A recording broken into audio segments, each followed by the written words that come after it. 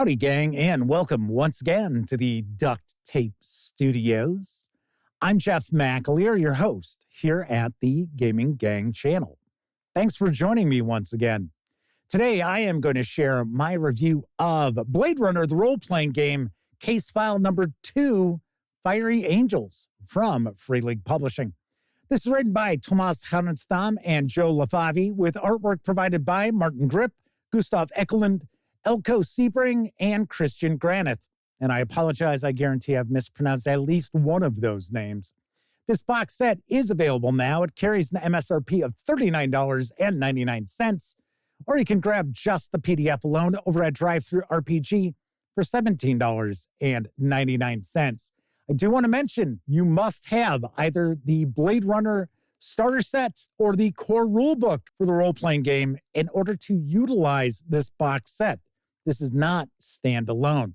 All that said, let's swing on over to the other camera because here I've got Fiery Angels for Blade Runner, the role-playing game. A few things I want to mention before we jump on in. First of all, my friends over at Free League Publishing were kind enough to provide me with this review copy, but neither I nor anyone else affiliated with the Gaming Gang has received any other sort of compensation for me to share this review with you. These days, it's important you know that. We're also not going to look at each and every handout. We're not going to look at each and every page of the book, but I do want to give you a really good feel for what you're going to find inside Fiery Angels. Lastly, this is an adventure, so if you are a player and your game master has picked up Fiery Angels, or maybe they're considering picking this up, by all means, even though I'm going to stay spoiler-free, tune out now, because you are going to see some spoilers as I flip through the book. You don't want surprises ruined simply because you watched this video. Now, of course, if your game master is thinking of picking this up, by all means, let them know about this video, because that way they can approach Fiery Angels and make a far more informed buying decision. All right, so let's jump on in. I'm going to get rid of the box top here, and I'm going to save the book for last. So the first thing I want to show you is some of the components that come in the box. I'm not going to show you everything, as I mentioned. If you want a far closer look at the various different items that are in this box set, I did do an unboxing video. By all means, you can check that out. But here we've got mugshots of various different NPCs. We've got different maps, and these are single-sided.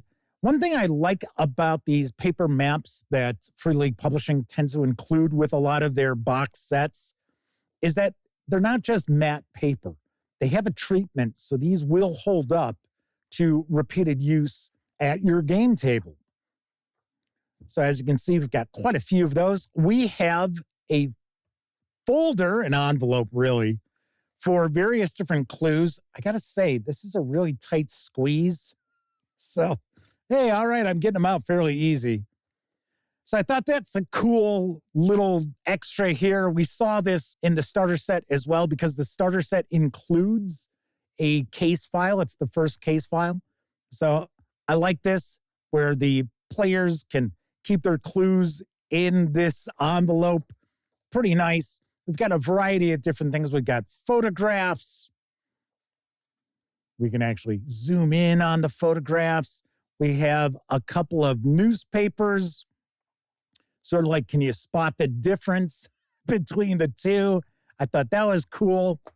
So really nicely done as far as the component quality. Really, really well done with the various different handouts to kind of really get your players involved. And that was one of the highlights, in my opinion, of the starter set with their adventure, was that the handouts were just absolutely fantastic. Now we get into the adventure itself. And I got to be honest, I am not super keen on this adventure. It's not a bad adventure. It's not a huge letdown or anything along those lines. I think the issue that I really have with the adventure is it's got a conclusion. It's got a finale that it almost feels like the writers just went out of their way to make sure that all roads lead to that conclusion. And I'm not a huge fan of that. There are some decisions that the adversaries of the player characters make that just don't seem organic. They seem forced, kind of odd, to be honest with you. There's also a big reveal in the adventure that I personally don't find to be that big a deal. It's a little bit of an anticlimactic moment. I'm not saying that this isn't a decent adventure. It is. And a solid game master is going to probably break this adventure down and kind of rebuild it from its parts to make it feel a bit more organic in nature, the way things progress and unfold. So I do want to mention that this is certainly not as good an adventure as we found in the starter set. I think the starter set adventure was absolutely fantastic. This is all right. This is okay. Now, I will say that the production quality of the book and the handouts really do kind of boost the review score that this is going to get. So don't think that I dislike this adventure. I think this adventure is fine. It's okay. It's just not a standout, which is what we kind of expect normally from Free League Publishing. So that is a look at the adventure, all the goodies inside. So let's swing on over to the other camera because I am going to share. Let's turn that box top around the right way. I am going to share my final thoughts on Blade Runner, the role-playing game, case file number 2, Fiery Angels.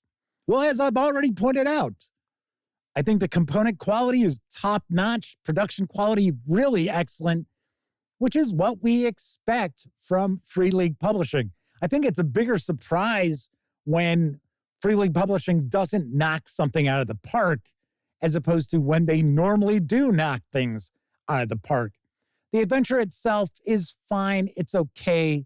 Myself personally, I would deconstruct it and then reconstruct it because if you run it as written, it just doesn't feel organic. It feels like a bit of a Deus Ex Machina going on to get you to that final confrontation no matter what. And I just don't care for that much.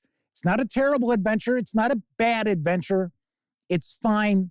Probably be a bit better if you just kind of, as I mentioned, deconstruct it and then put it back together. So on a scale of 0 to 10, I give Blade Runner, the role-playing game, Fiery Angels, a 7 out of 10. Like I said, it's decent, especially like the handouts and the production quality. Adventure itself is just all right. Okay, that is it for this time out. If you like this video, by all means, please give it a quick thumbs up.